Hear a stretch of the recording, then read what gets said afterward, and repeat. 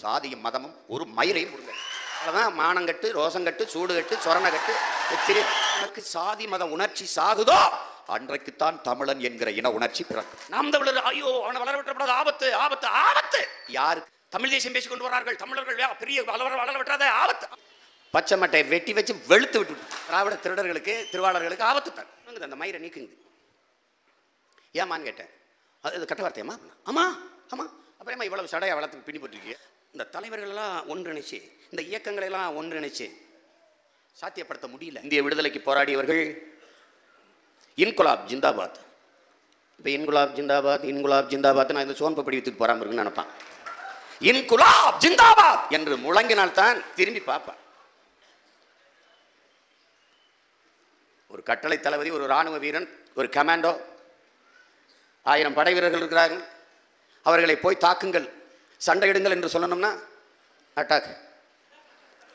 அவன் நடந்திருக்க மாட்டான். அட்டாக்னு சொன்னா தான் போவான். அந்த அட்டாக்கை தான் நாங்கள் பண்ணிட்டு இருக்கோம்.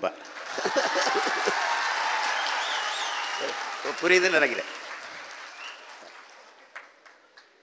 உலகில் எல்லோரும் அவனவன் தாய்மொழியில் பேசிக் கொண்டிருக்கிறான். நான் அந்த மொழிகளின் தாய்மொழியில் பேசிக் கொண்டிருக்கிறேன். உலகில் எல்லா மொழியும் மனிதன் பேசியது, என்னுடைய மொழி இறைவன் பேசியது.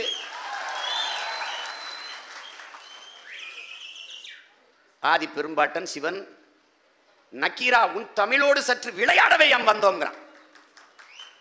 அவ்வை பெரும்பாட்டியிடம் முருக பெரும்பாட்டன் அவ்வையே உன் தமிழள்ளி பழகவே யாம் வந்தோங்கிறான். கால கொடுமை. இவங்க 2 பேருக்கும் தமிழ்ல மந்திரம் சொன்னா புரியாதுன்ட்டாங்க. அதை இந்த சனம் நம்பிருச்சு, என் இனக்கூட்டம் நம்பிருச்சு.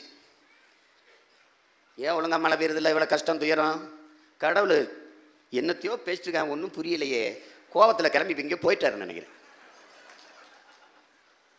தாய்மொழியில் மந்திரம் சொல்லி வந்துடுவார். அதான் பிரச்சனை. எல்லாவற்றையும் இழந்துட்டோம். கடைசியாக தாய்மொழியிலிருந்து இந்த குற்ற உணர்வில் ஆங்கிலம் அறிவென்று கருதி ஒரே ஒரு கேள்வி என் உடன் பிறந்தவர்கள்ட்ட கேட்க விரும்புகிறேன். அடுத்தவன் மொழி எப்படி எனக்கு அறிவாகும்? இந்த கேள்வி நீங்கள் கேட்டு பாருங்க. எப்படி அறிவாகும்? இங்கிலீஷ் பேசிட்டா அவன் அறிவாளிய? அமெரிக்காவில் ஆடு மாடு மேய்க்கிறவன் கூட இங்கிலீஷ் பேசுகிறான், பள்ளிக்கூடம் போய் படிக்காதவன் கூட இங்கிலீஷ் பேசுகிறான். அவன் அறிவாளியா? அவன் தாய்மொழி, அவன் தாய்மொழி. உலகத்தில் என் தாய்மொழியில் இல்லாத இலக்கிய செழுமையா, வளமையா, என் மொழியில் இல்லாத ஆழமா? உலகில் நன்கு கட்டமைக்கப்பட்ட மொழி தமிழ் என்று உலக பேரறிஞர்கள் சொல்கிறார்கள். உலகில் பல்வேறு மொழிகள் பிற மொழியின் சார்பின்றி இயங்க முடியாது. ஆனால் தமிழ் உலகில் எந்த மொழியின் துணையுமின்றி தனித்து இயங்கும். பல லட்சக்கணக்கான கலை சொற்கள், உயிர் சொற்கள், வேர்ச்சொற்கள் இருக்கிற ஒரு மொழி தமிழ். அதனாலதான் எந்த மொழியின் இல்லாம தனித்ததால வாழ முடியும், இயங்க முடியும். அதனால்தான் அது உயர் தனிச்சம் மொழி என்று சொல்றான்.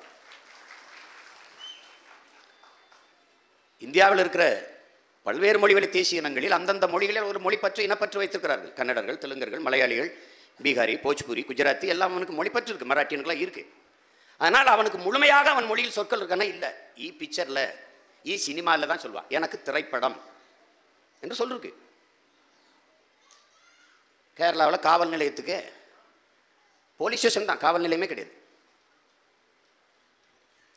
பல மொழியில் 30-40 விழுக்காட்டுக்கு அவன் சொற்கள் மொழியில் சொற்கள் இல்லை. இதை மைக்குன்னு நான் வெள்ளைக்காரன். எல்லா பயிலும் மைக்கு தான் எனக்கு ஒலி வாங்கி. இதை ஸ்பீக்கர் நான் வெள்ளைக்காரன். எல்லா பயிலுக்கும் ஸ்பீக்கர் தான் எனக்கு ஒலி பெருக்கி. அதை டியூப் லைட்டுன்னா எனக்கு குடல் விளக்கு.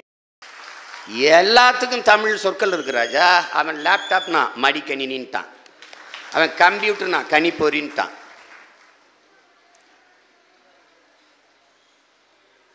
அவனுக்கு சின்னம்மாவும் ஆன்டி தான், அத்தையும் ஆன்டி தான்.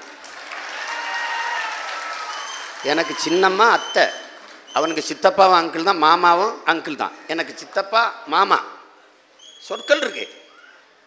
அவனுக்கு அரிசியும் ரைஸ் தான், சோறும் ரைஸ் தான். எனக்கு அரிசி சோறு.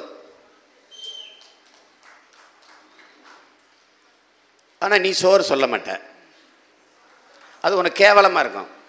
சாதம் இல்லைன்னா ரைஸ்.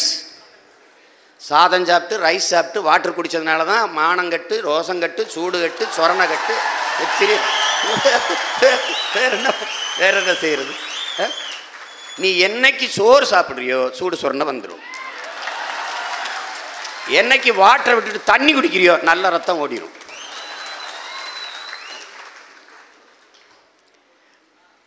சிமான், நீங்கள் சொல்கிறதெல்லாம் சரிதான் சிமான், ஆனால் அந்த ஆங்கிலம் கலவாமல் பேச முடியலையே. அவர் எப்படி சொல்லுவான்னு பார்த்தீங்கன்னா, நீங்கள் சொல்கிறது கரெக்டு, பட் ப்ராக்டிக்கலாக டிஃபிகல்ட்டாக இருக்கேன். அவர் எதாவது சொல்ல, உங்களை மாதிரி பேச நான் ட்ரை பண்ணுறேன். ட்ரை பண்ணாதீங்க, முயற்சி ட்ரை பண்ணுறேன்.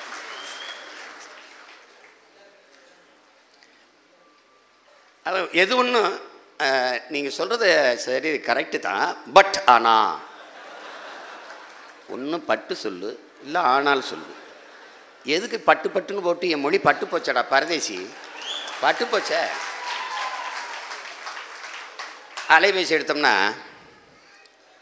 சரி சரி ஓகே ரைட்டு, சரி ஓகே ரைட்டு, சரி ஓகே ரைட்டு. டேய், ஒன்று சரி சொல்லு, இல்லை ஓகே சொல்லு, இல்லை ரைட்டை சொல்லு, எதையாவது ஒன்று சொல்கிறா. டேய், ஏண்டா இப்படி இம்சையை கூட்டுறீங்க?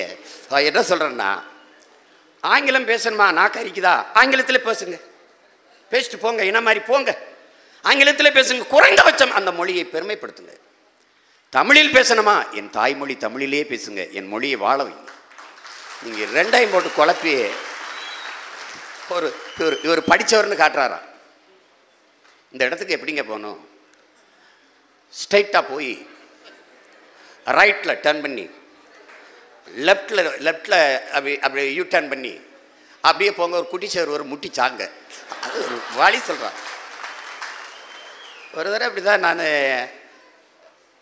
தானியில் போயிட்டு இருந்தேன், ஆட்டோவில் போயிட்டு இருக்கும்போது அந்த ஓட்டுநர்கிட்ட சொல்கிறேன், இடது பக்கம் திரும்புங்கன்னு. வண்டியை நிறுத்திட்டேன். அப்படி நிறுத்திட்டு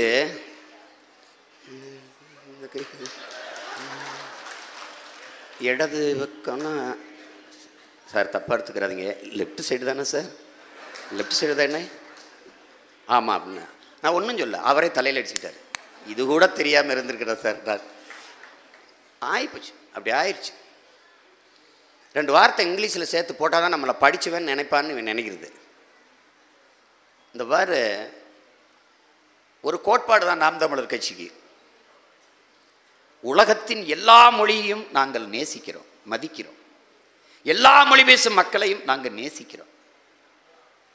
எல்லா மொழிக்கும் நாங்கள் பற்றாளர்கள், எங்கள் மொழிக்கு உயிரானவர்கள். அவ்வளோதான், வேற ஒன்றும் இல்லை.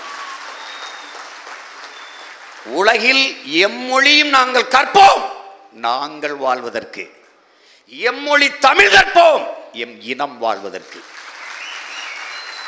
இது எங்கள் கொள்கை முடிவு, எங்கள் கொள்கை முடிவு. எங்கள் வீடுகளுக்கு எத்தனை ஜன்னல்கள் சாளரங்கள், அப்படி உலக மொழிகள் இருக்கட்டும், ஆனால் நுழைவாசலாக இருக்கிற தலைவாசல் எங்கள் தாய் தமிழாக இருக்கட்டும். அதுதான் இது எங்க மொழி கொள்கை கோட்பாடு. பெற்ற தாயை பட்டினி போட்டு அன்னதானம் செய்ய முடியாது, அதனால் எந்த பயனும் உனக்கு வராது. உலகில் நீ எத்தனையோ மொழிகளை படிக்கலாம், எவ்வளவோ பொறியாளராகலாம், மருத்துவராகலாம், எதுவாகலாம், ஆனால் உன் தாய்மொழி தெரியவில்லை என்றால் நீ அறிவு கட்டவன். பெத்த தாயை தெரியலைன்னா அநாத பைதானே நீ. அப்போ தாயை மறந்தவனா எப்படி? பாலஸ்தீனத்தில் அன்பிற்குரிய தம்பி தங்கையிலே ஒரு தாய் தன் மகன் காணாது போய்விட்டான், தொலைந்து போய்விட்டான். பல ஆண்டுகளாக தன் மகனை பார்த்து விட முடியாதா என்று ஏங்கி தவிக்கிறார். மிக நீண்ட காலம் கழித்து தன் மகனுடைய தோழன் நண்பனை அந்த தாய் சந்திக்கிறார். உங்கள் மகனை நான் பார்த்தேன், அங்கு ஒரு நாட்டில் அவன் இருக்கிறான் என்று சொன்ன பிறகு அந்த தாய் அந்த நண்பனை அழைத்து கொண்டு நடந்தே போகிறாள் தன் மகனை பார்க்க. பெரும்பயணம் செய்து நீண்ட நாட்கள் நடந்து போய் தன் மகனை பார்த்துட்டா. தன் மகன்கிட்ட பேசுகிறா. அவன் வேறு ஒரு மொழியில் பேசுகிறான், தாய்மொழி தெரியல. அந்த நாட்டில் ஒரு மரபு இருக்கிறது அன்பிற்குரியவர்களே, முக்காடு போட்டிருப்பாங்க. யாராவது ஒருத்தர் இறந்துட்டா அந்த முக்காடை எடுத்து கழுத்தை சுற்றி போட்டுருவாங்க. அந்த தாய் பார்க்குறா, தாய்மொழியை மறந்த மகன் இறந்துட்டான், முக்காடை எடுத்து கழுத்தை சுற்றி போட்டு திரும்பி நடந்து போயிட்டான். அந்த தாய்க்கு இருக்கிற மொழி பற்று தாய் தமிழ் பிள்ளைகள் நம் ஒவ்வொருவருக்கும் இருக்கணும் என்பதை புரிந்து கொள்ளும். மொழி என்பது சும்மா பேசுறதுக்கு தொடர்புக்கு இல்லை, ஒவ்வொரு தேசிய இனத்தின் உயிர். மொழி என்பது முன்னவர்கள் பின்னவர்களுக்கு வைத்துவிட்டு போகிற உயிர் உடைமை. மொழி என்பது என் முகம், என் முகவரி, என் அடையாளம். முன்னாடி நிற்கிற சீமான் என்ன சாதி தெரியல, என்ன மதம் தெரியல, ஆனால் என் வாயிலிருந்து வருகிற என் தாய்மொழி தமிழ் என்னை அடையாளப்படுத்துகிறது, நான் தமிழன் என்று. அதுதான் முக்கியம். இந்த தமிழ் இளம் தலைமுறையினர் நன்கு விளங்கணும். தாய்மொழியை மறந்துவிட்ட இனம் மலையளவு இருந்தாலும் கடுகளவு சிறுத்து வீழும் என்கிறார். தாய்மொழியை பாதுகாத்த இனம் கடுகளவு இருந்தாலும் மலையளவு உயர்ந்து வாழும் என்கிறார்.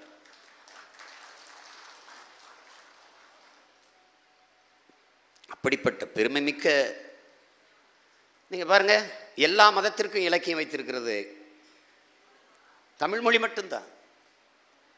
இஸ்லாமா சீராபுரணம் உமர் புலவர் எழுதுனது, கிறிஸ்தவமா தேம்பாவணி சோசபிஸ்கி வீரமாமணி எழுதுனது, இந்துவா ராமாயணம், பௌத்தமா சிலப்பதிகாரம். பாருங்க, எல்லா மதத்திற்கும் காப்பியங்களை இலக்கியமாக வைத்திருக்கிற ஒரு மொழி உண்டென்றால் இந்தியாவில் தமிழ் மட்டும்தான்.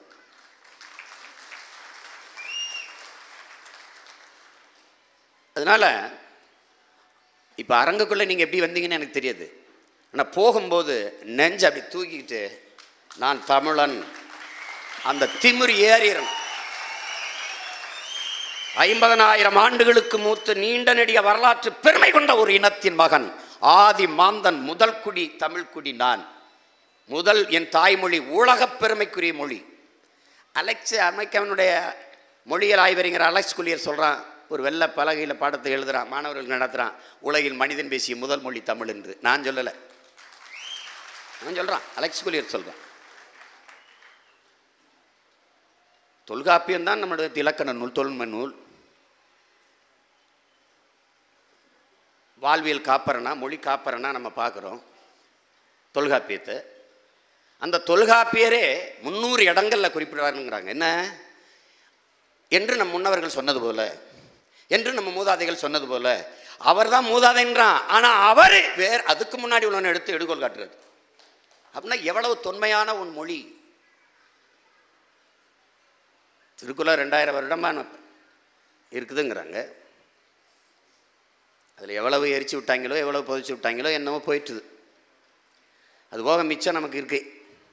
அதையும் பாதுகாத்து வச்சது நம்ம தாத்தா அயோத்தியாச பண்டிதருடைய அப்பா, அவருடைய அப்பா கந்தப்பனார் தான், தாத்தா கந்தப்பனார் தான் அதை பாதுகாத்து வைக்கிறாங்க. அவர் எல்லீஸ்ட்டை கொடுத்து அந்த ஓலைச்சுவடியை அவர் அச்சில் ஏற்றி விடலை, அது முடிஞ்சிருக்கும். இதில் என்னென்னா ஆழ்ந்து சிந்திக்கணும். பனை ஓலையில் தான் நம்ம எழுதுகிறோம்.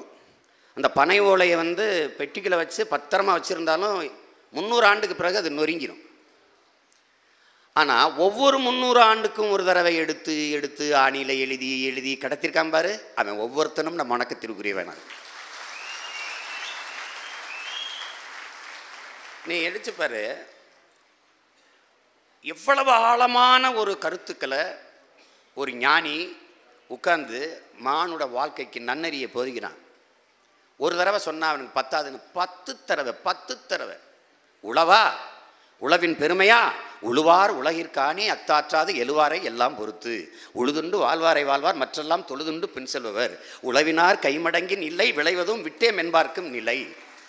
எப்படி போடுறான் பாருங்க. சுழன்றும் ஏற்பின்னது உலகம் அதனால் உழந்தும் உழவே தலை. பாடிட்டே இருக்க.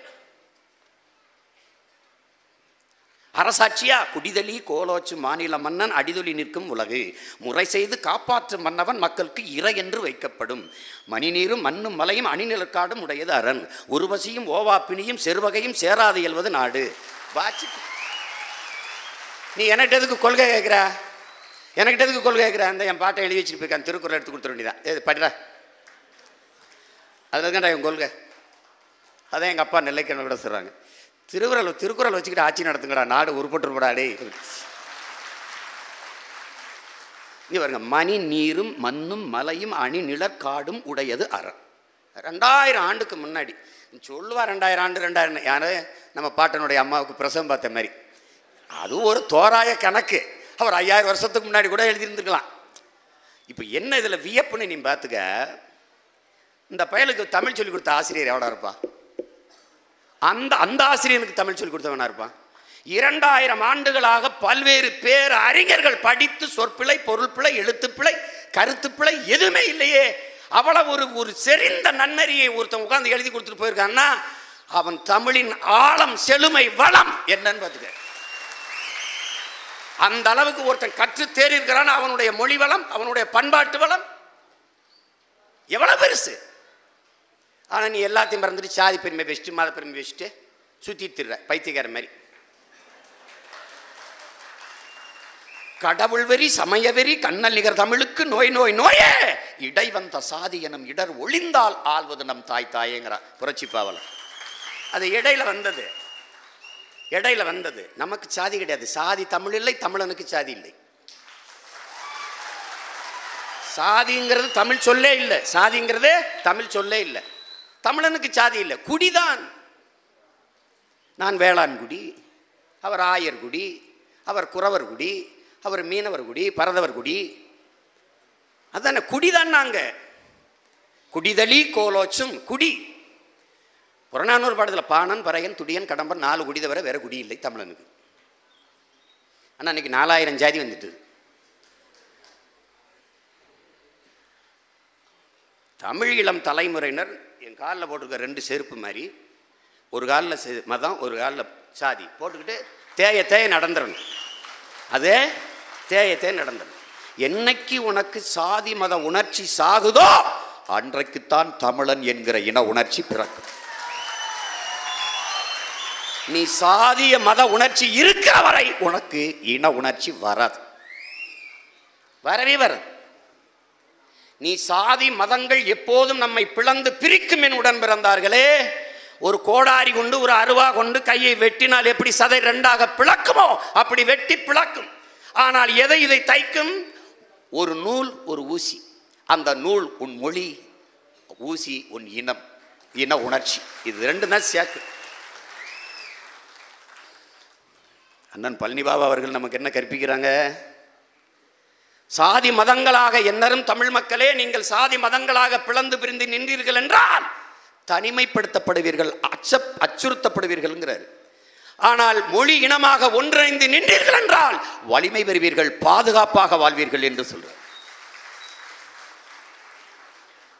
இப்ப நாம் தமிழர் படை பெருக பெருக என்ன ஆகுது? நாம் தமிழர் ஐயோ அவனை வளர விட்டுறப்படாது, ஆபத்து ஆபத்து ஆபத்து. யாருக்கு?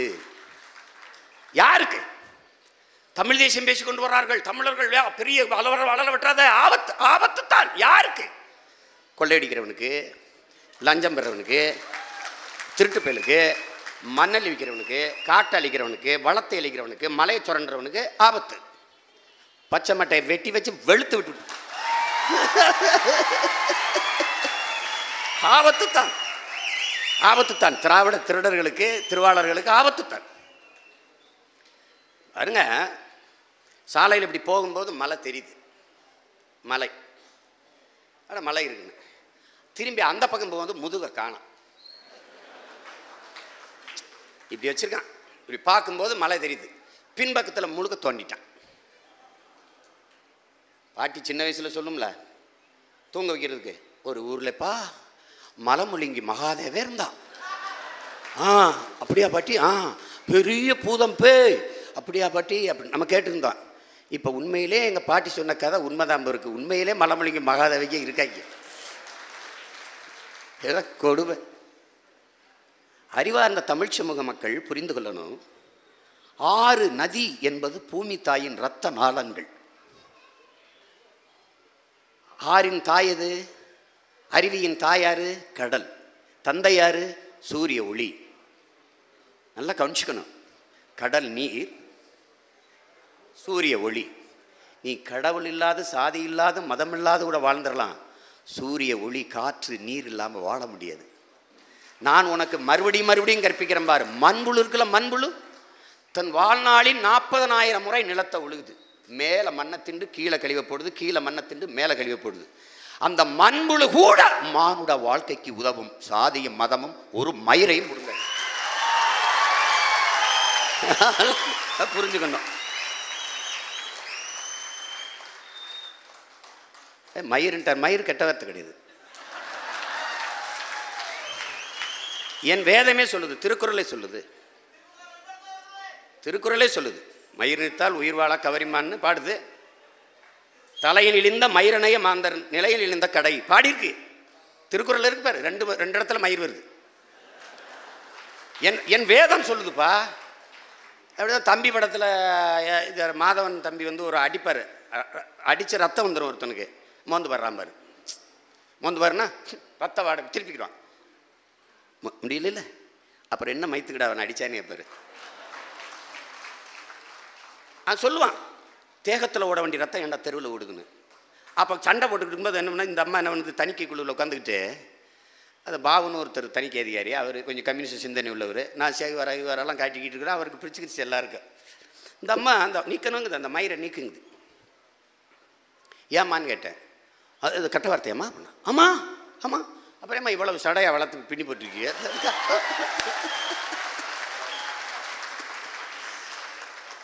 அப்போ நிறைய வளர்த்து கோயிலில் போய் காணிக்காய் செலுத்துறமே, இந்த கெட்டதை வச்சு கடவுளுக்கு காணிக்காய் கொடுக்குறீங்களா அப்படின்னு பாருங்களேன். உங்ககிட்டலாம் பேச முடியுமா? எப்படியோ போங்க, பைய எடுத்துட்டு கிளம்பிச்சுது. அப்புறம் விட்டுட்டாங்க. இன்னும் படத்தில் அந்த வசனம் அப்படியே தான் இருக்குது. அது எதுக்கு சொல்கிறேன்னா, தர்க்க அறிவை வளர்த்து கொள்ளணும் தமிழீழம் தலைமுறையினர். சாக்ரட்டிஸ் சொல்கிறான்ல, வழக்காடு மன்றமாக இருந்தாலும் வாதம் தேவைப்படுது, எந்த மன்றமாக இருந்தாலும் வாதம் தேவைப்படுது. தர்க்க அறிவை வளர்த்துக்கிறணும். என்ன கேள்வி கேட்டாலும் பதில் சொல்லணும் ஆசிமான், என்ன வேணாலும். ஒருத்தர் சொல்லியிருக்காரு, பத்திரிகையாளர் சந்திப்பில் வேறு ஏதாவது கேள்வி இருக்கான்னு கேட்டு பதில் சொல்கிறதுக்கு ஒருத்தர் இருக்காருடா, ஒரே ஒரு ஆள் தான்டா இருக்கார். அவ்வளோ கேமரா ஆகையினாலே அந்த வகையிலே அப்படிலாம் கிடையாது. மணிக்கணக்காக பேசுவா. எப்படி உங்களால் இப்படி பேச முடியும்? இதை சொல்லுவாங்க. இல்லாது ஒரு அடிப்படை தானே. அண்ணல் காந்தியடிகள் உட்பட மாபெரும் மேதைகள் நமக்கு கற்றுத்தருவது, இந்த உலகத்தை நம்ம எப்படி பார்க்க நினைக்கிறோம், எப்படி மாற்ற நினைக்கிறோமோ அந்த மாற்றத்தை நம்மிலிருந்து தொடங்கிறோம்.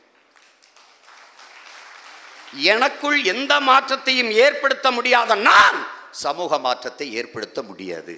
அடிப்படை. அதனால ஆங்கிலம் கலவாம எனக்கு பேச வரலையே. அப்போ என்ன கேட்க தோணுது, நாக்கை கூட திருத்த முடியாத தமிழன் நாட்டை எப்படா திருத்துவான்? எப்படி மாற்றம்? சொல்லலைன்னா பரவாயில்ல, என்கிட்ட இருக்கேன்.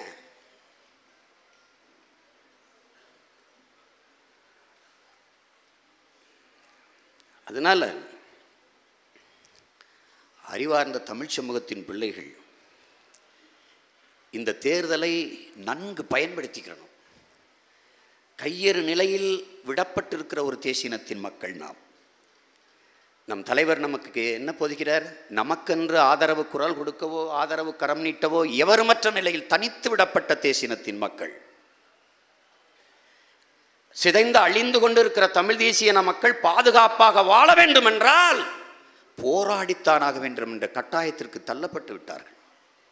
எனவே இந்த வரலாற்றின் பெரும் பணியிலிருந்து, வரலாற்றின் பேரழைப்பிலிருந்து தமிழ் இளம் தலைமுறையினர் விலகிச் செல்ல முடியாது என்கிறார். நாம் விலகிச் செல்ல முடியாது. இது யாருடைய வேலையோ என்று எண்ணாத. இது என்னுடைய வேலை, உன்னுடைய வேலை, நம்முடைய வேலை. அதை கவனத்தில் வைத்துக்கொண்டு இந்த தேர்தலை நாம் அணுகணும். முடியுமான்னா பண்ணிடலாமா? பாருங்க,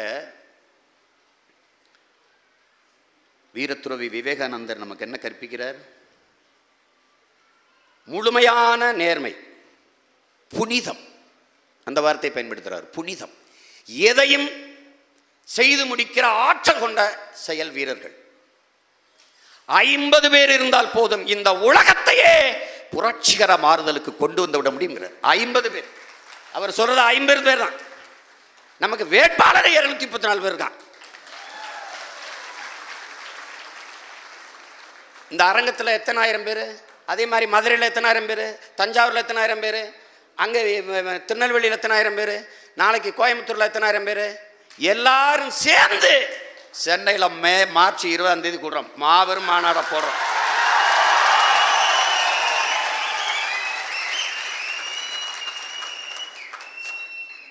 ரன் காசு இல்லையா, சைக்கிள் எடுத்துக்கிட்டு ஒரு 2 நாள் சோத்தை கட்டிட்டு நாட்டம் அடித்து வந்துரு பார்த்துக்கோ, வந்துரு. ஹிட்லர் சொல்றான்ல, உன் இலக்கை நோக்கி பறந்து போ, முடியலையா ஓடு, முடியலையா நடந்து போ, முடியலையா தவழ்ந்து போ, முடியலையா உருண்டு போ, ஆனால் உன் இலக்கை நோக்கி நீ நகர்ந்து கொண்டு இருக்கிறாய் என்பதுதான் முக்கியமானதுங்கிறான். நீ எப்படிப்பட்ட மரபினன் பார், வாளும் வேலும் ஏந்தி போராடின நமது பாட்டன் தீரன் சின்னமலை, பூலித்தேவன், மருதுபாண்டி, சுந்தரலிங்கம், அழகுமுத்துக்கோன், வீர பெரும்பாட்டியார், வேலுநாச்சியார் எல்லாம் பாரு, நம்மகிட்ட வாளும் வேலும் தான் இருந்துச்சு. அவன் துப்பாக்கி வச்சுருந்தான், இங்கிருந்து சுட்டு போடுவான் டப்புன்னு. நீ வேலையும் வாழையும் கிட்ட கொண்டு சண்டை போடணும். அவன் தூரம் இருந்து நெஞ்சில் குறி வச்சு சுட்டு போடுவான், ஒரு தோட்டா காலி பண்ணிடுவான். பீரங்கி வச்சுருந்தான், 1 கிலோமீட்டருக்கு அங்கேருந்து வெடிக்கணையை போட்டு அடிச்சு விட்டுருவான். இப்போ என்ன, நம்ம வாழையும் வேலையை வச்சு சண்டைக்கு போனால் என்ன தெரியுது, செத்துருவோம். சண்டைக்கு போனால் சாவோம் என்று தெரியுது, ஆனா போறான். ஏன்? மான தமிழனுக்கு மரணத்தை விட மானமே பெரிது என்பதால போறான். அப்ப என்ன முடிவு பண்றான்? வெள்ளைக்காரனிடம் அந்நியனிடத்தில் சரணடைந்து வாழ்வதை விட சண்டையிட்டு சாவது மேலானதுன்னு போறான். அடிமை வாழ்வினும் உரிமை சாவு மேலானது என்ற முழக்கத்தை முன்வைத்து தான் வேல் வேல் வெற்றிவேல் என்று வீர முழக்கம் என்று பாஞ்சா நம்மால். அந்த மரபில் வந்திருக்க. அடுத்த தலைமுறையில் ஒரு தலைவன் வர்றான், பிரபாகரன் என்று நம்ம உயிர் தலைவன். அவன் என்ன பண்றா, அவன் காசு இல்லை, ஒரு துப்பாக்கி முதல்ல அவர் வாங்குறதுக்கு பட்ட பாடு, வாங்க முடியல, காசு இல்லை. அக்காவோட மோதிரத்தை, அக்கா கல்யாணத்துக்கு போட்ட மோதிரத்தை விற்கிறாரு, 40 ரூபா வருது. அது மொத்தமே 150 ரூபா தான் அந்த துப்பாக்கி. அதுக்கு மேலே காசு இல்லை. வீட்டில் தின்பண்டம் திங்கிறதுக்கு கொடுத்த காசுகளை சேமிச்சு பார்த்தா அதில் ஒரு 10 ரூபா, நண்பர்கள்லாம் சேர்த்தா 50 ரூபா தான் வருது. அதை வச்சுக்கிட்டு எப்படி துப்பாக்கி வாங்குறது போய் பேசுகிறாரு. சின்ன பிள்ளைக்கு உங்களுக்கு துப்பாக்கி உண்மையோட துப்பாக்கி, டம்மி துப்பாக்கி இல்லைடா, தீபாவளி பட்டாசு வெடிக்கிற துப்பாக்கி, நீங்கள் எப்படா அப்படி வெட்டி விட்டுரு. அப்படி அவர் போய், இல்லை எதுக்கடா உங்களுக்கு துப்பாக்கி, நாங்கள் போராட போகிறோம்னு. என்னடா இவங்க இப்படி பேசிட்டு இருக்கிறாங்க, போப்பா போய் படிக்கிற வேலையை பாருங்கப்பான்ட்டு வந்து அந்த ராத்திரி பூரா உறக்கம் கொள்ளலை. என்னடா அந்த துப்பாக்கி வாங்க முடியாமல் போயிடுச்சுன்னு. ஒத்த துப்பாக்கி வாங்க முடியாமல் இருந்தவன் உலக வல்லாதிக்கத்தை மிரட்டிட்டான் பாரு.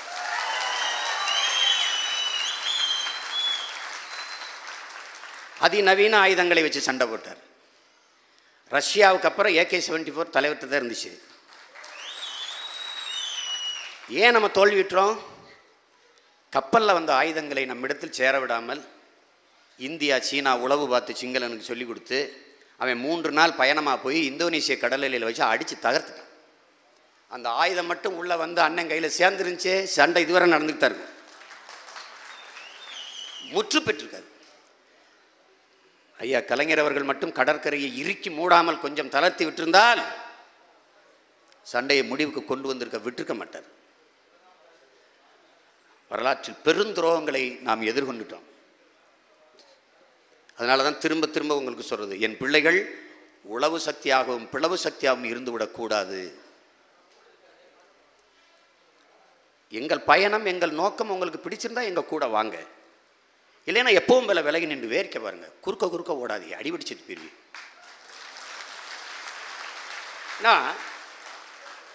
அடக்க முடியாத லட்சிய வெறியோடு பெருங்கனவை சுமந்து கொண்டு வேகமாக பாய்ந்து வருகிற பிள்ளைகள் நாங்கள். எங்களுக்கு எதிரே எங்களை பெற்ற தாய் தந்தையரே வந்தாலும் எதிரிதான்.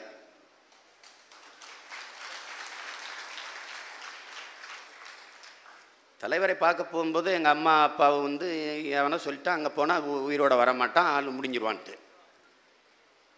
ஆனால் ஒரு அழுகையை போடுறாங்க. அப்போ நாங்கள் நாங்கள் என்ன செய்கிறது, அப்போ நாங்கள் விஷத்தை குடிச்சு சாகுறோம், நான் அப்பா இல்லாமல் சாங்கன்ட்டு வச்சுட்டேன். எப்படி அதான் முடிஞ்சு. என் லட்சியத்திற்கு என் இலக்குக்கு குறுக்கே எது வந்தாலும் எனக்கு எதிரி தான். அது நாம் தமிழர் கட்சியை பொறுத்தவரை வேட்பாளராக நிற்கிறவங்களுக்கு ஒரு பாசம், வேலை செய்கிறவங்களுக்கு ஒரு பாசம்லாம் கிடையாது. ஒரே அன்பு, ஒரே மதிப்பு தான்.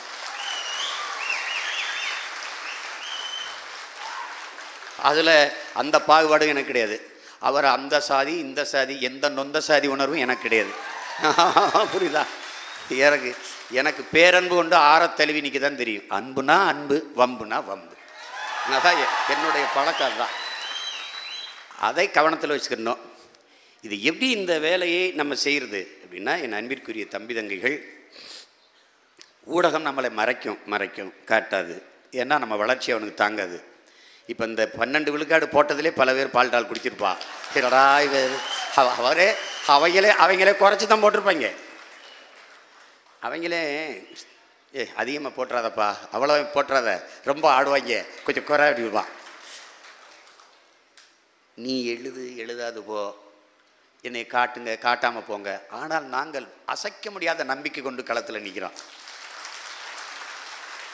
நான் உங்களுக்கு கேட்குறேன், எவ்வளவு நாள் தான் மேகத்தை கொண்டு சூரியனை மறைச்சி ரொம்ப நாள் மூடிட முடியாது, காற்று கலைச்சி விடும். அதனால் காலம் எங்களுக்கு கைகூடி வரும், வளர்த்து விடும். நெருப்பை குப்பையை போட்டு மூடிட முடியாது ராஜா, வாய்ப்பு இல்லை உங்களுக்கு, வாய்ப்பு இல்லை ராஜா, அதுக்கு வாய்ப்பு இல்லை. நாங்கள் பற்ற வைத்திருக்கிற நெருப்பு என்பது புரட்சி தீ. இது பெருங்காட்டில் பற்றி எறிகிற பெருநெருப்பு, இது அடங்கா பெருநெருப்பு. இது எதை கொண்டும் அணைக்க முடியாது. இறுதிக்கட்ட ஈழப்போரில் நம் தலைவன் சொன்னது, பற்ற வச்சு விட்டோம், அது எரியும் அப்படின்னு. எரியுது. இப்போ பாருங்க, கஷ்டப்பட்டு வந்துட்டேன், இனிமேல் நாங்கள் போகல, உங்கள் கூடவே இருந்துடுறேன். இங்கே இருந்து என்ன செய்ய போறீர்கள்? நீங்கள் இங்கே இருந்து அன்னைக்கு என்ன செய்வீங்களோ அதை செய்ய என்னை சுற்றி எத்தனை பேர் இருக்கிறாங்க பாருங்க. ஆனால் நீங்கள் இங்கே போய் என்ன செய்வீங்களோ அதை செய்கிறதுக்கு இங்கே ஒருத்தரும் இல்லாத பாருங்க. நான் அங்கே போய் என்ன பண்ண போகிறேன்? இப்போ நான் அங்கே போய் என்ன பண்ண போகிறேன்? நீங்கள் அங்கே போங்க, நீங்கள் அங்கே போய் இறங்குங்க, உங்களுக்கு என்ன செய்யணும்னு தெரிய வந்துடும்ன்றாரு. தெரிய வந்துருச்சே, செஞ்சுக்கிட்டு இருக்கேன்.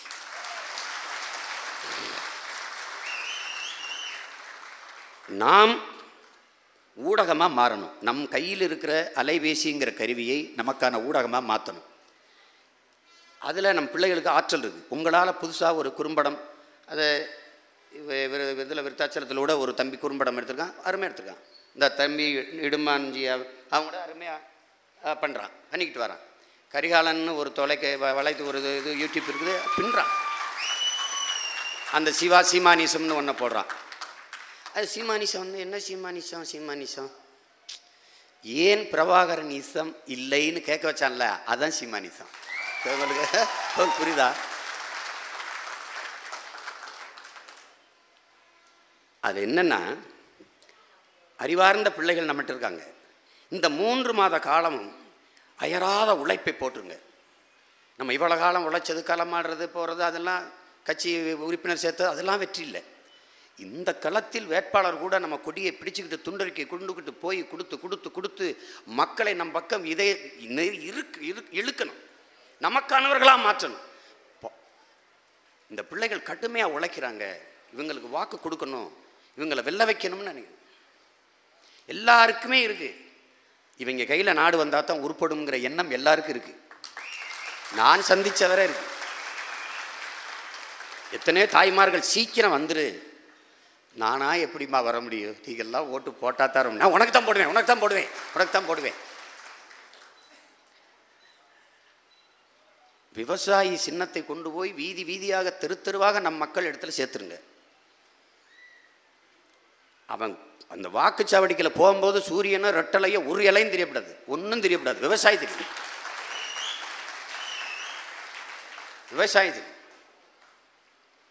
உழவன் இல்லை என்றால் உலகம் ஏது? எல்லாமே வேளாண்மையிலிருந்து தான் வருது. எல்லாமே சட்டை, இந்த உடை எல்லாம் வேளாண்மை தான். உணவு, நீர், சோறு, பால், தயிர், மோர் எல்லாம். கடைசியாக எங்கே வந்து நின்றுச்சு? நம் நாடு ஏறக்குறைய பாலைவனமாக மாறிட்டது. முல்லையும் குறிஞ்சியும் முறைமையில் திரியின் நல்லியல் விளந்து நிலம் நடுக்குற்று பாலையினம் படிமம் கொல்லும் சிலப்பதிகாரத்தில் இளங்கோவடிகளார் பெருந்தகை பாடிட்டார். இப்போ எப்படின்னா, கடல் நீர் நீராவியாகி மேலே வருது. இதை நல்லா ஆழ்ந்து தமிழ் இளம் பிள்ளையை தெரிஞ்சுக்கணும். இப்போ சூரிய ஒளியில் கடல் நீர் வெப்பமாய் மேலே போகுதா? அது மேகமாக மாறுறதில்லை. ஏன்னா அடர்த்தி கணம் குறைவாக இருக்குது, அடர்த்தி குறைவாக இருக்குது. இப்போது மரங்களின் வியர்வை, பறவைகள் விலங்குகளின் வியர்வை, மனித உடலின் வியர்வை, இது எல்லாம் மேலே போகுது. போய் அந்த நீராவியோடு சேர்ந்துக்குது. அங்கே காற்று மண்டலத்தில் சுற்றி கொண்டு இருக்கிற தூசி கரி இதெல்லாம் சேர்ந்து மேகமாக உருவெடுத்துருது. அப்படியே நீரை சுமந்துக்கிட்டு போகுதா? அப்படியே போகுது. இப்போ போனால் இதை தடுத்து நிறுத்துகிற அரண் யார்? இப்போ எங்களுக்கு ராமநாதபுரத்தில் கடல் இருக்குது, ஆனால் மழை இல்லை. ஏன் மழை இல்லை? அங்கே மழை இல்லை, அதனால் மழை இல்லை. ஆனால் எங்கள்லேருந்து நீராவி ஆகிற கடல் இல்லாத மதுரையில் தேனி கம்பத்தில் அதிகமாக மழை பொழிவு ஏன் வருது? அங்கே நீராவி வரும்போது மேற்கு தொடர்ச்சி மழை தடுத்து நிறுத்திடுது. இதை நல்லா கவனிச்சுக்கணும். ஒரு நாட்டின் எதிர்காலம் என்பது அந்த நாட்டின் வகுப்பறையில் தீர்மானிக்கப்படுதுங்கிறான். நல்ல மாணவர்கள் உருவாகும் போதுதான் அந்த நாட்டின் எதிர்காலம் சரியார். ஒரு நாட்டின் நலன் என்பது அந்த நாட்டின் ஒவ்வொரு வீட்டின் சமையலறையில் தீர்மானிக்கப்படுகின்றான். நம்ம முன்னோர்கள் உணவே மருந்துங்கிறார்ல, அதான் சமையலறையில் தான் அது தீர்மானிக்கப்படுகின்றான். ஒரு நாட்டின் வளம் என்பது அந்த நாடு பெறுகிற மழையின் வளத்தை பொறுத்து அமைகிறதுங்கிறான். அந்த நாடு பெறுகிற மழையின் வளம் என்பது அந்த நாடு பெற்றிருக்கிற மலைகளின் வளத்தை பொறுத்து அமைகிறது. விளங்கிட்டீங்களா? இப்போது இது நீராவியாகி வருதா? வந்து மலை மூடல் நீங்கள் பயணம் பண்ணும்போது முண்டாசு கட்டின தலை மாதிரி மேகம் வந்து இந்த மலை மேலே படுத்து படுத்து கிடக்கிறத நீங்கள் பார்க்க முடியும், இப்போவும் பார்க்கலாம். அப்போ அதை யார் தடுக்கிறதுனா, மலையும் அதற்கு மேலே 100 அடி 200 அடிக்கு அடர்ந்து வளர்ந்து இருக்கிற காடுகள். அந்த காடுகள் என்ன பண்ணுறது? குழுகுலுன்னு இருக்குது. எங்கே மழை பொழியும் தெரியுமா? குளிர்ச்சியாக எங்கே இருக்குதோ, குழுகுலுன்னு எங்கே இருக்குதோ அங்கே கொட்டிடும். அப்போது மேகத்தை அறுவடை செய்து பூமிக்கு மழையாக கொண்டு வருகிற ஆற்றலை பெற்றது உலகில் மரங்கள் தான். அதை மறந்துடக்கூடாது. இப்போ மலை மேலே இருக்கிற மரம், இந்த மரத்தை யார் நட்டது? நம்ம தாத்தாவா, நம்ம பாட்டனா, நம்ம அப்பாவா, நம்ம அம்மாவா, மாமாவா, மச்சானா? இல்லை, அத்தனை மரங்களையும் நட்டது பறவைகள் பறவைகள் பறவைகள். இப்போ இந்த உயிர் சுழற்சியை தொடர்ச்சியை நீங்கள் நன்கு கற்றுக்கணும். இப்போ இந்த பறவையை எதுக்கு பறவையை சாகுதே, பறவை செத்துருதே அப்படின்னு நம்ம எதுக்கு கவலைப்படுறோம்? இதுதான். காக்கை செத்துருதே அப்படின்னு ஏன் கவலைப்படுறோம்? வேப்ப மரத்தில் எத்தனையோ பழங்கள் கீழே கொத்து கொத்தா விழும், முளைக்காது. அதை மைனாவோ காக்கையோ சாப்பிட்டுட்டு கழிவாக கீழே போட்டால் தான் முளைக்கும் திறனையே பெறும். இப்போது சில விதைகளுக்கு ரெக்கை இருக்குது, இலவம் பஞ்சுக்கு இயற்கையிலே ரெக்கை கொடுத்துருது, காற்று தள்ளிக்கிட்டே போகும் அப்படியே. ஆனால் அப்படி நகர முடியாத மரங்களுக்கு பழங்களுக்கு பறவையை கொடுத்துருது. பறவைக்கு உணவாக வச்சிட்ட பிறகு அது கொட்டையை அப்படி சாப்பிட்டு அங்கே போய் மலை வீட்டில் போட்டுரும், அங்கே போய் போட்டுரும், அங்கே போய் போட்டுரும், முளைக்கும். அப்படி பறவைகள் நட்டு வளர்த்த மரங்கள் தான் அந்த அடர்ந்த மலை முகடுகள் இருக்கிற காடுகள். அவை தான் மேகத்தை அறுவடை செய்து பூமிக்கு மலையாக கொண்டு வருது. அந்த மலையை கீழே இலையை கொட்டி கொட்டி அப்படியே காஞ்சு காஞ்சு அப்படியே மண்ணாகி மணலாக அப்படியே சொதன்னு இருக்கும். அந்த வேருக்கு கீழே இருக்கிற அந்த அந்த மண் இருக்குல்ல, அது மழை நீரை அப்படியே பிடிச்சிக்கிறது. அதுக்கு கீழே உருண்டு வரும்போது சோலை காடுகள், புற்கள். இந்த புற்கள் என்ன பண்ணுது? தண்ணீரை தன் உணவு தேவைக்கு பிடிச்சி வச்சுக்கிறது. இங்கே பாருங்கள், ஒரு புலி இறந்து போனால் 25,000 மக்களுக்கான குடிநீர் தேவை, குடிநீர் பற்றாக்குறை ஏற்படுது. குடிநீர் கிடைக்கிறது இல்லைன்றான். ஒரு புலி செத்தா என்னடா 25,000 மக்களுக்கு அப்புறம் தண்ணி கிடைக்காம போகும்? அது காரணம் என்னென்னா, ஒரு புலி மானை ஆடுகளை வேட்டையாடி சாப்பிடுது. ஆனால் இந்த புலி இல்லைன்னா இந்த மானும் ஆடுகளும் பெருகுச்சுன்னா இந்த சோலை புற்கள் இருக்குல்ல, இந்த தண்ணீர் தேக்கி வைக்கிற புற்களை இது தின்னு வரும். அது தின்றுச்சுன்னா அந்த சோலைக்காடுகள் அழிஞ்சிருச்சுன்னா நீரை தேக்கி வைக்கிறதுக்கு அங்கே யாரும் இருக்க மாட்டாங்க. அப்போ அந்த சோலைக்காடுகள் தன் உணவு தேவைக்கு தேக்கி வைக்குது. அந்த உணவு தேவை போக 1-2 சாப்பிடும்போது சின்ன குழந்தை 2 பருக்கை கீழே போடுற மாதிரி அது சொட்டு சொட்டா தன் உணவு தேவை போக ஒவ்வொன்றா வெளியில் விடுது. அப்படி பல கோடி துளிகள் உருண்டு ஓடி அருவியாக பெருக்கெடுத்து கொட்டுது. அந்த அருவி உருட்டிக்கிட்டு வருது. பெரும் பெரும் பாறைகளை கற்களை ஒன்னோட ஒன்று உரசி நொறுங்குது. அது ஆற்று மேலே மணலாக படியுது. ஏரியை நம்ம வெட்டினோம், தாத்தா வெட்டினாரு. கம்மாயை நம்ம வெட்டினோம், கிணறை நம்ம வெட்டினோம், குளத்தை நம்ம வெட்டினோம், குட்டையை நம்ம வெட்டினோம், தாங்களை நம்ம வெட்டினோம், ஏந்தலை நம்ம வெட்டினோம். ஆனால் ஆறை நம்ம உருவாக்கலை. அது இயற்கையின் பெருங்கொடை. ஆறை உருவாக்கியது அருவி. ஆறு என்பது பூமி தாயின் இரத்த நாளங்கள். அதன் மேலே படிகிற மணல் இருக்குதே, அது உலகத்தின் ஆகச்சிறந்த நீர் வடிகட்டி, ஆகச்சிறந்த நீர் தேக்கி. கடற்கரையில் என் அன்பு சொந்தங்களே, கடற்கரையில் கடலில் தண்ணி அள்ளி குடிங்க, கடல் தண்ணி அள்ளி குடிங்க, என்ன ஆகுது? உப்பு கைக்குது. ஒரு 10 அடி தள்ளி வந்து தோண்டுங்க மண்ணை, 10 அடி வந்து தண்ணியை தோண்டுங்க, மண்ணை தோண்டுங்க, தண்ணி வரும். அந்த தண்ணி அள்ளி குடிங்க, உப்பு கைக்காது. ஏன்? வடிகட்டிது. நீங்கள் வேணா போங்களே, ஒரு தடவை அண்ணன் சொல்கிறேன்னு ஒரு தடவை செஞ்சு பார்த்துட்டு வாங்களே. இதுதான் இயற்கை. அதனால தான் பறவை சித்திரக்கூடாதுன்றோம், காக்கை சித்திரக்கூடாதுன்றோம், காடுகளை அழிச்சிடக்கூடாதுன்றோம். இப்போ என்ன நடந்துருச்சு? 32 ஆறுகள்லையும் மணல் அள்ளியாச்சு. ஆறு செத்துருச்சு. ஆறு செத்துருச்சுன்னு எப்படி சொல்கிறார் சீமான்? ஆற்றுக்கரையிலே நிற்கிற மரங்கள் செத்துருச்சு. 1000 அடிக்கு கீழே போய் தண்ணீரை உறிஞ்சிக்கிட்டு வந்து வாழும் பனைமரம்ன்றான். 10 பனைமரம் ஒரு கிணறை சுற்றி இருந்தால் கடைசி வரைக்கும் தண்ணீரை வெத்த விடாதுங்கிறார் நம்ம அப்பா நம்மாழ்வார் அவர்கள். அன்பிற் சிறந்த பிள்ளைகளே, தெரிந்து கொள்ளணும். அந்த பனைமரமே கொண்ட சிறுத்து கழுத்து முறிஞ்சு செத்துருது அப்படின்னா உன் நாடு பாலைவனமாகுது என்பதை அது பேரறிவிப்பு செய்து எச்சரிக்குது. டே ஜாக்கிரதையா இருங்கடா, டே ஜாக்கிரதையா இருங்கடா, டே நீரற்ற நாடா போகுதுரா, நீங்கள் தண்ணி இல்லாமல் செத்து போயிருவிடான்னு கதறுது. இதை நன்கு உலங்கி இது பண்ணணும். எதுக்கு சீமக்கருவேலையை அழிக்க சொல்கிறோம்? அதுக்கு வேர்க்காது. யூக்கலிப்டஸ் எதுக்கு அழிக்க சொல்கிறோம்? அந்த மரத்துக்கு வேர்க்காது. நீங்கள் ஆலமர அரச மரத்துட்டு போய் உட்காருங்க, கோடை காலத்தில் கூட குழுவுன்னு இருக்கிறது காரணம் என்ன? அதுக்கு வேர்க்கும். அதுதான் அதை தெரிஞ்சுக்கணும். அப்போ இப்போ என்ன ஆயிடுதுன்னா, இந்த மணலை காலி பண்ணி விட்டு சாண்ட் அப்படின்னு மலைன்னு இருக்கு. இந்த மலையை கற்களாக நொறுக்கி நொறுக்கி மணலாக்கி விட கட்டி ரோடை போட்டு என்னன்னு வாழுவ நீ? என்னன்னு வாழுவ? ரோடு இதுக்கு இத்தனை ரோடு வேக வேகமாக தார் ரோடை போட்டுனா வேகமாக போயிடலாம். வீட்டுக்கா சுடுகாட்டுக்கா? எங்கே போகிற? எங்கே போகிற? சரி, வேகமாக வீட்டில் போய் என்ன பண்ணுவேன்? சீரியல் பார்ப்பேன், இல்லை சினிமா பார்ப்பேன். வேற என்ன பண்ணுவேன்? இதே அழிவை நோக்கிய பெரும்பயணமாக இருக்குது. E.F. சுமாசருங்கிற எழுத்தாளர் சிறியதே அழகுன்னு ஒரு புத்தகத்தில் பதிவு என்ன சொல்றாரு? உன்னால் உருவாக்க முடியாத ஒன்றை அழிக்கிற உரிமையை உனக்கு யார் தந்தது? மணலை நீ உருவாக்கிடுவியா? ஏன் அழிக்கிற? மலையை நீ உருவாக்க முடியுமா? பல கோடி ஆண்டுகளாக பூமியில் இருக்கிற ஒரு இயற்கையின் பெருங்கொடை, அதை அழிக்கிற உரிமை உனக்கு யார் கொடுத்தது? வளங்களை சுரண்டி கொள்ளையடிப்பதை வளர்ச்சி என்று யார் உங்களுக்கு கற்பித்ததுன்னு கேட்கிறது.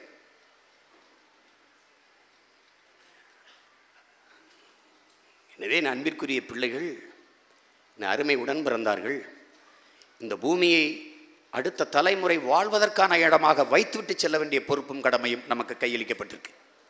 இந்த பூமியை இந்த தலைமுறை பிள்ளைகள் நாம் மட்டும் வாழ்ந்து தீர்த்து விட்டு போக முடியாது. இது நம் சந்ததியினோடது. இந்த உலகம் மனிதனுக்கு மட்டுமானது அல்ல, பல லட்சக்கணக்கான உயிர்களின் உடைமை இந்த பூமி, இந்த உலகம். தண்ணீரை ஏன் விற்கக்கூடாதுன்னு நம்ம சொல்கிறோம்? வந்தால் ஏன் தடை போடுவோங்கிறோம்? தண்ணீர் விற்பனை பொருளாக எப்படி இருக்கலாம்? தண்ணீர் மனித தேவை மட்டுமா?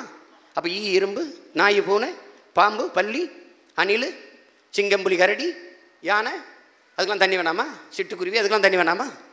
இப்போ நீ கடையில் போய் ஒரு அக்கஃபனோ ஒரு கிண்ணிலே கொடு, வாங்கி குடிச்சிருவேன். சிட்டுக்குருவி போய் எனக்கு ஒரு கிண்ணிலே கொடுங்க, கிண்ணிலே. காக்கா போய் கேட்குமா, எனக்கு ஒரு தண்ணி கொடுங்க, கொஞ்சம் அண்ணாச்சி ஒரு போத்தல் தண்ணி கொடுங்கன்னு. படுபாதக செயலை இந்த மானுட சமூகம் செய்து விட்டது. என் அன்பிற்குரிய மக்களே, கொடுஞ்செயலை செய்து விட்டது. இதிலிருந்து மீளெழுச்சி கொள்ளணும்னா ஒரே ஒரு வழி இருக்குது. இந்த நாடும் மக்களும் நிம்மதியாக பாதுகாப்பாக வாழணும்னா ஒரே ஒரு வழிதான் இருக்குது. நாம் தமிழர் கட்சி வென்று அரசாட்சி அமைப்பது தான். அரசு அமைப்பது தான், வழியே கிடையாது, வேற வழியே கிடையாது. இந்த மண்ணு மக்களும் வாழ வேண்டும் என்றால் நாம் தமிழர் கட்சி ஆள வேண்டும். இதுதான் வழி, இருக்கிற வழி. எப்படி பார்த்தாலும் வெற்றிக்கு ஒரே வழிதான், கடுமையான உழைப்புங்கிறான். உழைச்சிருங்க, தொடர்ந்து சிந்துங்கள், உங்கள் வேர்வையும் தேனாகுங்கிறான். அன்பிற்குரிய மக்களே, அதிகார வலிமையற்ற உடன் பிறந்தார்களே, எளிய பிள்ளைகளே, நாம் சிந்துகிற வேர்வை துளிதான் நம் மீது தெளிக்கப்படுகிற வெற்றி பன்னீர் துளிகளாக மாற வேண்டும் என்பதை கவனத்தில் கொண்டு உள்ளங்க. பேசுகிற பேச்சுக்களை வெட்டி வெட்டி பரப்புங்க. நண்பர்களை எல்லாருக்கும் எடுத்து பேசுங்க. திண்டமாக எழுதுறது, தேவையற்ற பதிவுகளை நிறுத்துங்க. அறிவார்ந்த பிள்ளைகளாக மாறுங்க. சும்மா வெட்டிக்கதை பேசிட்டு புறணி பேசிக்கிட்டு எதையாவது ஒன்று பதிவு போட்டுக்கிட்டு அலையாதீங்க. அதுக்கு இது நேரம் இல்லை, காலம் இல்லை. உங்கள் கஷ்டமாக இருக்கா, வெளியேறிடுங்க, அமைதியாக போயிருங்க. குழப்பம் பண்ணிக்கிட்டு இருக்காதே, கொண்டே வருவேன். இதுதான்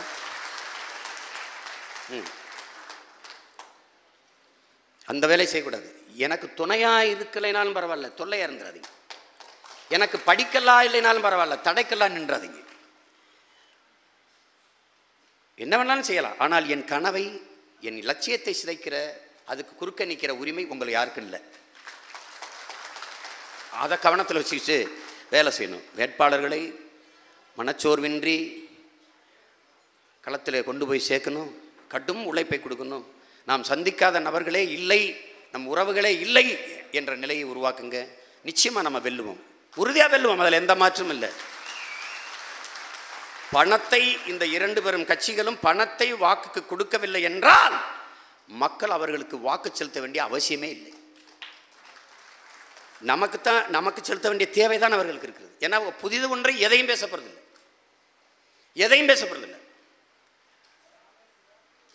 ஆக இதை எடப்பாடி ஆட்சியை இன்றைக்கு தூக்கி எறிகிறப்போ அப்படின்னு அதான் வந்து பேசிட்டு நீட்டை கொண்டு வந்து அனிதா உட்பட 15 பேரை கொலை செய்த அதிமுகவை நிராகரிப்போம். விளம்பரம். நிப்பாட்டப்பா, நிப்பாட்டு. நீட்டை கொண்டு வந்தது யாருப்பா, முதல்ல சொல்லுப்பா. கொண்டு வந்தது இந்த கோஷ்டி தான். இந்த வேளாண் சட்டம் இப்போ போராடிட்டு இருக்கோம்ல, கொண்டு வந்தது இந்த கோஷ்டி தான். எப்படி இருக்கு பாருங்க. ஒண்ணுமே ரோசம் சூடு சொன்னா இருக்காது இருக்கு. திடீர்னு சீதை குளிச்சு இந்த மாதிரி புனிதர் வேடம் போடுறது எல்லாமே செஞ்சது நீங்க தானப்பா பாவிகளே. இவங்க நீட்டை ஒழிக்கணும்னு பேசுறது, நீட்டை வந்து கொண்டு வந்தன்னு பேசுறது, நீட்டுக்கு ஆதரவாக வாதாடின பெருந்தகை அம்மையார் நளினி சிதம்பரம் அவர்கள், நீட்டை ஆதரித்து ஐயா கார்த்திக் சிதம்பரம் அவர்கள் வானூர்தி நிலையத்தில் நான் நீட்டை ஆதரிக்கிறேன், நீட்டு வேண்டும் என்று பேசுகிறாரு. இப்போ அவரோட கூட்டணியிலிருந்து நீக்கி விட்டுருவீங்களா? எப்படி ஏமாற்று? எத்தனை ஆண்டுகளுக்கு இந்த ஏமாற்று? ஒரே நாடு ஒரே ரேஷன் கார்டு கொண்டு வந்தது அவங்க தான். இது ஒரே நாடா? இந்தியாவிலே நான் ஒருத்தன் தான் கேட்குறேன், இது ஒரே நாடா? பல நாடுகளின் ஒன்றியம். இது என் நாடு, அது கேரளா மலையாளிகளின் நாடு, ஆந்திரா தெலுங்கர்களின் நாடு, கர்நாடகா கன்னடர்களின் நாடு, அப்படி தனித்தனி நாடுகளின் ஒன்றியம் India. India that is Bharat shall be an union of states. இதான் அரசியலமைப்பு சொல்லியிருக்கு. இந்திய ரேடியோ இல்லையே, ஆல் இண்டியா ரேடியோ தான் அது. சும்மா ஒரே நாடு ஒரே ரேஷன் கார்டு. இங்கே வந்து இப்போ வட இந்திய பூரா ஏறிட்டான் 1.5 கோடி பேர். அவன் ரேஷனில் நின்று எங்காலும் இப்போ ஜனநாயகவாதிகள் நாங்கள் உடனே அதில் ரேஷனை வாங்கிட்டு போயிடுவான் அவன். நான் பீகாரில் போய் நின்று வாங்கிடலாமா, குஜராத்தில் நின்று வரிசையில் நிற்க விட்டுருவேனையே சொல்லு. இங்கே எங்கள் ஆத்தாள பொண்ணுக்கே அரிசி இல்லை, பருப்பு இல்லை, மண்ணெண்ணெய் இல்லைன்னு திருப்பி அனுப்பிட்டு இருக்கான். எதுக்கு இதெல்லாம்? ஒரே நாடு ஒரே ரேஷன் கார்டுனா தமிழில் அட்டை இருக்காது, ஹிந்தியில் இருக்கும், இல்லை இங்கிலீஷில் இருக்கும். இவங்கள மாதிரி ஒரு கேடுகட்ட கூட்டம் உலக வரைபடத்தில் இருக்குது. இதுக்கு எந்த நாட்டிலையும் இல்லை, எந்த நாட்டிலையும் இல்லை. கேஷ்லெஸ் எக்கனாமின்னு கொண்டு வந்தாங்க. அதை அட்டையிலே எல்லாம் பண்ணிடுறது. Cellphone transaction, cellphone. எங்கள் தோட்டத்தில் ஒரு நாளைக்கு 10 பேர் வேலை செய்கிறான், 50 பேர் கருதிருக்க வரான் வேலை செய்கிறான். அவங்களுக்கு கூலி எங்கள் அம்மா அப்படி கொடுக்கும்? செல்ஃபோனில் டிரான்சாக்ட் பண்ணி விட்டுருமா எங்கள் அம்மா? ஏன்னா மடப்பயலா, மடப்பயல். மின்சாரமே போய் சேராத கிராமம் எத்தனையோ ஆயிரம் இருக்குதுங்கிறாரு பிரதமரே பேசுகிறாரு. மின்சாரமே போய் சேராத நாடுகள் கிராமங்கள் எத்தனையோ இருக்கிறதுன்னு. அந்த கிராமத்தில் இருக்கிறவங்களாம் செல்ஃபோன் டிரான்சாக்ஷன் பண்ணிடுவானா? எப்படி? Cashless economy. எங்கள் அப்பத்தா ஒரு பாஸ்மாடு வச்சுருக்கா, அதில் பாலை பீச்சுறா, 1 லிட்டருக்கு பீச்சுறா, பீச்சு 10 வீட்டுக்கு ஊற்றுறா, ஊற்றிட்டு காசு எப்படா வாங்குவா? அப்படி கிழிச்சு விடுவாளா சூப் மிஷின் வச்சு? வாயில் வெறுப்பாக இருக்கணும். எந்தையாவது போடுறது கேஷ்லெஸ் கேஷ்லெஸ். நான் என்ன சொல்கிறேன், கேஷ்லெஸ் எக்கனாமிக்கே வந்துட்டு இல்லை. சிம்பிள்ல செலெக்ஷனுக்கு வா ஒரு தடவை. தூக்கு. கேஷ்லெஸ் எக்கனாமி ஓகே வச்சுக்க. சிம்பிள்ல செலெக்ஷன். தூக்கு சின்னத்தை தூக்கு. நம்பரை கொடு. எண்களை கொடு எல்லாருக்கும். எனக்கு 101 கொடு, அவனுக்கு 102 கொடு. உடனே வைங்க. படிக்காதவன் என்ன பண்ணுவான்? 72 ஆண்டுகளில் விடுதலை பெற்ற இந்தியாவில் எல்லாரையும் படிக்க வைக்காம என்ன பண்ணிட்டு இருந்தா? கிழிச்சிட்டு இருந்தியா? என்ன பண்ணிட்டு இருந்த? படிக்காதவன், கல்வியறிவு வராதவன் தனக்கான சரியான தலைவனை எப்படி தேர்வு பண்ணா நீ நம்புற? எப்படி நம்புற? எப்படி நம்புற? படித்தவர்கள் வரிசையில் நின்று வாக்கு செலுத்த வர்றது லாபமானம். படிக்காதவன் வரிசையில் நின்று ஓட்டு போடுவான். அவனுக்கு நல்லது கிட்ட தெரியாது. யார் ஆகப்பெறும் தலைவன் தெரியல. ஆழ்ந்த வறுமை, மீள முடியாத ஏழ்மை வறுமை. திணறான். என்ன பண்ணுறதுன்னு தெரியல. 100 நாள் வேலை திட்டம். 100 நாள் தான் வேலையே. அதில் 100 ரூபா கூலி, அதில் 40 ரூபா கமிஷன், 60 ரூபா கைக்கு வருது. ஆம்பளை இருந்தால் அது குவாட்ரு, அதுவும் பத்தலை.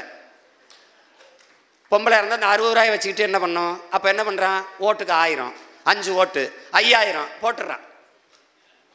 ஏமா போட்ட? நம்ம காசு தானப்பா. நம்ம காசு நம்மகிட்ட இல்லாமல் அவன்கிட்ட எப்படிமா போச்சு? பதில் இல்லை. பதில் இல்லை. அது இன்னும் படித்த மேதைகள் எப்படி? எதையும் செய்யறதில்ல, எவன் வந்தாலும் எதையும் செய்ய போகிறதில்ல, இதாவது கிடைக்கட்டும் விடு, முடிஞ்சு.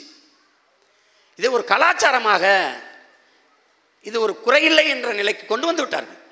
தேர்தல்னா ஓட்டு காசு கொடுக்கணும், அது மரபாய் போச்சு.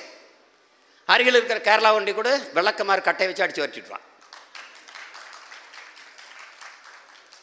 அந்த விழிப்புணர்வு தமிழ் இளம் தலைமுறைக்கு உருவாகணும். நான் ஆத்தாளப்பேன் மாமச்சினை நம்பி இந்த வேலையை ஆரம்பிக்கலை. என்னை கேட்பாங்க, இந்த தலைவர்களெல்லாம் ஒன்றிணைச்சு, இந்த இயக்கங்களெல்லாம் ஒன்றிணைச்சு சாத்தியப்படுத்த முடியல. அப்போ என்ன உணர்ந்தேன்? தலைவர்களை இயக்கங்களை இணைப்பதை விட தமிழர்களை இளைய தலைமுறையை இணைத்துவது மேல் என்று வந்து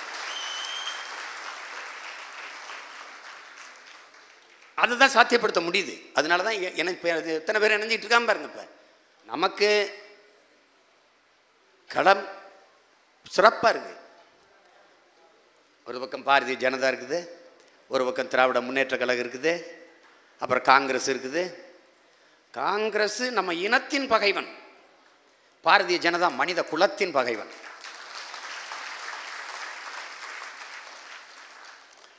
காங்கிரஸை எதிர்க்கிறது பிஜேபிக்கு ஆதரவாக வந்துடாது. நான் 2 பேரையும் தான் அடிக்கிறதுன்னு முடிவு பண்ணியிருக்கேன். இவர் என்ன மிதவாத கட்சி, அவர் என்ன மதவாத கட்சி? பாரதிய ஜனதாவுக்கும் காங்கிரஸுக்கும் கொள்கையில் ஒரு மாறுதல், ஒரே ஒரு மாறுதல் சொல்லு. ஒரு மாறுதல் சொல்லு. வெளியுறவு கொள்கையில், பொருளாதார கொள்கையில், கல்விக் கொள்கையில்.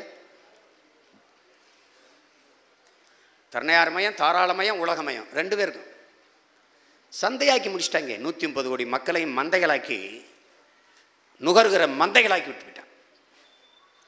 அறிவார்ந்த தமிழ் சமூகத்தின் மக்கள் சிந்திக்கணும். சந்தையில் வர்த்தகம் நடக்குமா, வாழ்க்கை நடக்குமா?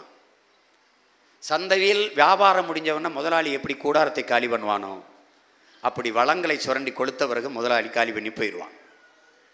நாடும் சுடுகாடாக ஆயிரும். இப்படித்தான் உலகில் பல நாடுகள் பஞ்ச பராரி நாடுகளாக ஆகிப்போனது. சோமாலியா, எத்தியோப்பியா, நைஜீரியா, பல நாடு. அந்த வகையில் என் தாய்நாடு வந்துவிடக்கூடாது என்பதற்காகத்தான் தமிழ் இளம் பிள்ளைகள் துடிக்கிறோம், தவிக்கிறோம், தொடர்ச்சியாக போராடுறோம். எனவே அறிவில் சிறந்த எனது சொந்தங்கள், என் அன்பி தம்பி தங்கைகள், அயர்வின்றி அர்ப்பணிப்போடு களத்திலே பணியாற்றுங்கள். வெற்றி என்ற ஒன்றே நம் இலக்காக இருக்கணும். வேட்பாளர்களுக்கு முழு ஒத்துழைப்பு கொடுத்து என் தம்பிகள், தொகுதி தலைமை, மாவட்ட தலைமையில் உள்ள பிள்ளைகள் ஒன்றிணைந்து இயங்குங்கள். இது என்னுடைய அன்பான வேண்டுகோள். எப்படியும் நாம் வென்றாக வேண்டும். அதை கவனத்தில் வச்சுக்கொண்டு களப்பணியாற்றுங்கள். உறுதியாக நாம் வெல்லுவோம். அதை உறக்க உலகிற்கு சொல்லுவோம். புரட்சி எப்போதும் வெல்லும். நாளை நமது வெற்றி அதை சொல்லும். இலக்கு ஒன்றுதான், இனத்தின் விடுதலை. இனம் ஒன்றாவோம், இலக்கை வென்றாவோம். நாம் தமிழர். நன்றி.